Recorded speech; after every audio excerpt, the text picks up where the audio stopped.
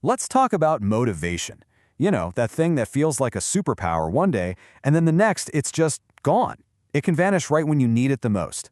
So today, we're going to pull back the curtain on this whole mystery and figure out what really truly makes us tick. I mean, we've all been there, right? You set a brand new goal, you're going to hit the gym, you're going to learn that language, you're going to finally tackle that huge project. And you start off with this incredible burst of energy. But then, that fire starts to die down. And suddenly, just sticking with it feels like climbing a mountain. So what is actually going on here? Okay, so to really get a handle on this, let's nail down what we're even talking about. From a psychological point of view, motivation isn't just wanting to do something. It's the actual inner engine that gets you started, points you in the right direction, and, this is the really important part, keeps you going. So what's actually fueling this engine? Well, it turns out there are two main types of fuel.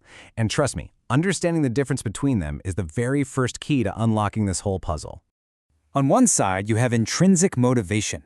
This is your inner fire. It's when you do something just because you genuinely love it, or you find it fascinating, or it feels deeply meaningful to you. Think about a hobby you get completely lost in. Then, on the other side, you have extrinsic motivation, the classic carrot on a stick. This is all about being driven by outside stuff, like getting paid, getting good grades, hearing praise, or even just trying to avoid punishment. And this is where you can really see the difference in how it feels. When our actions are self-determined, they're fueled by real enjoyment, and we feel like we're in control. But when they're not, well, that feeling shifts. It becomes about obligation, it's driven by some external reward, and deep down we feel a total lack of control. That emotional shift right there, it is absolutely crucial. Okay, so if that inner fire, that self-determined, genuine motivation is what we're all after, what actually feeds it? Well, there's a really powerful psychological theory that gives us the roadmap. It's called self-determination theory, and it comes from two psychologists, Edward Deci and Richard Ryan.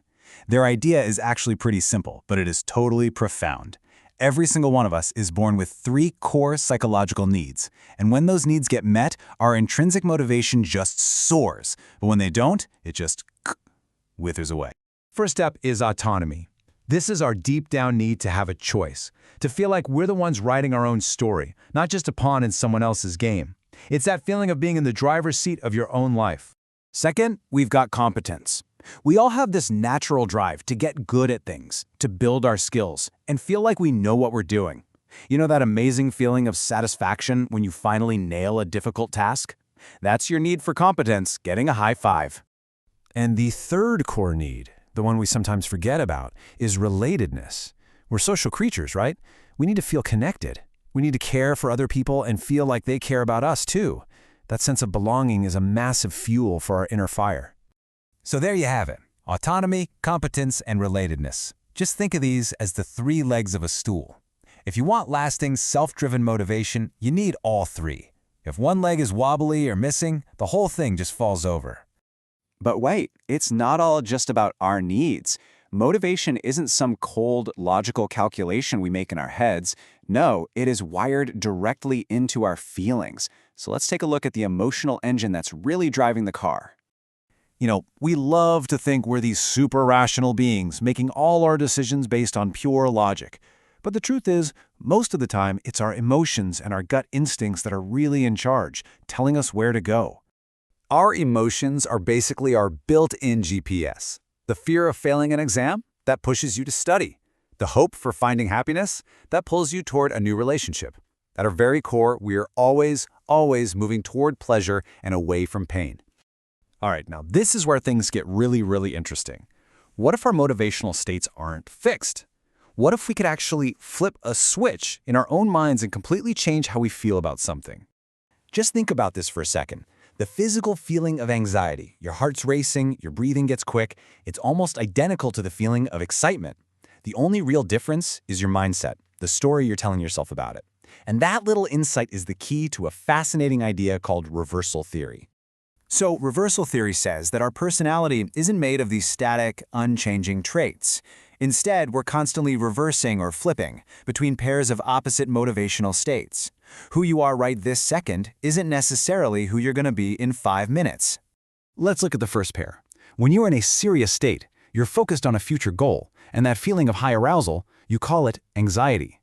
But if you can reverse into a playful state, you suddenly become focused on the present moment, and that exact same feeling becomes thrilling excitement.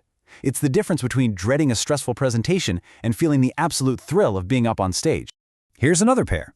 Sometimes we're in a conforming state. We actually appreciate rules and structure. Other times we flip into a rebellious state, where all we want is to push boundaries and feel free. And neither one is good or bad, they're just different motivational modes that we all cycle through. Okay, I know, that's a lot of theory. We've talked about the different types of motivation, the core needs we all have, and these mental states we can flip between.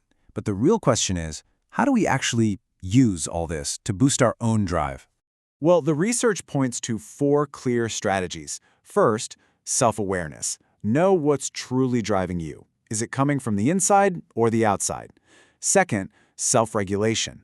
Learn to manage those emotions, maybe even practice flipping that anxiety into excitement. Third, social support. Go find your people to fuel that core need for relatedness. And fourth, gain mastery. Get better at something you really care about to satisfy your need for competence. So look, here's the bottom line. Motivation doesn't have to be this thing that just happens to you. By understanding your own core needs and learning how to reframe your mindset, you can shift from being a passive passenger to being the active driver of your own life. In the end, the science gives us the blueprints. It shows us all the psychological levers that we can pull. So the only real question left is the one you have to answer for yourself. What will you choose to build with them?